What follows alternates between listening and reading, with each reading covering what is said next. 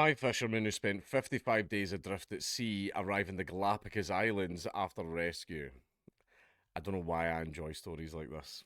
Quito, Ecuador. Five fishermen who spent 55 days adrift at sea arrived Saturday at a port in the Galapagos Islands after being rescued by a tuna boat, the Ecuadorian Navy said on X. The three Peruvians and two Colombians had been missing since mid March and were found on May 7th by an Ecuadorian boat called Aldo. I have a friend called Aldo.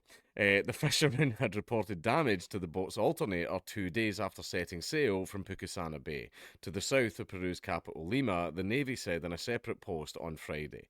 The failure caused communication and navigation tools to malfunction, Ecuadorian Navy frigate Captain Maria Fairs told the Associated Press, adding that they had no power on the boat. This is why backup batteries are very, very important, especially while at sea, as well as a satellite phone. They had no starter lights, and everything that a battery generates, she said, to survive, they had to take rusted water out of the engine, and when a fish passed by, they caught it and parboiled it to eat. Fairs added that they also drank rain and seawater to survive. Never do that.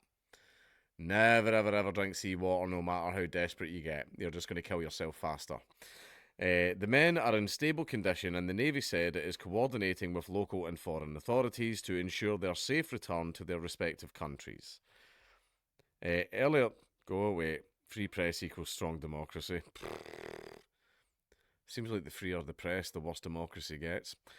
Anyway, earlier this year, another Peruvian fisherman, 61-year-old Maximo Napa, spent 95 days at sea alone. He was also rescued by an Ecuadorian vessel and returned to Lima in mid-March to be reunited with his family. 95 days, man.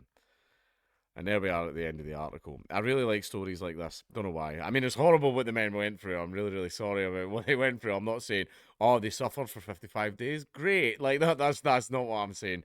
I just think the story's mental that even though middle of the ocean with no water, no nothing, they still managed to survive. It's pretty impressive what humans can actually come through. What was the longest time lost at sea? I think it was it not just a little over a year?